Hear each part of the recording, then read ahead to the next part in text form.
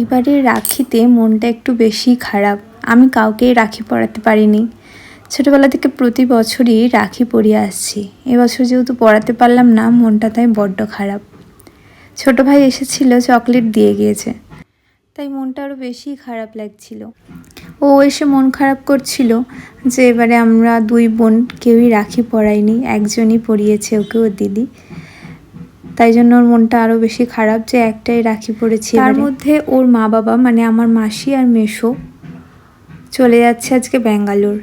মেসোর একটা প্রবলেম ধরা পড়েছে, সেটার জন্য ট্রিটমেন্টের জন্য ব্যাঙ্গালোর যাচ্ছে। আর আমরা আজকে স্টেশনে এসেছিলাম ট্রেনে তাদেরকে তুলে দেওয়ার জন্য।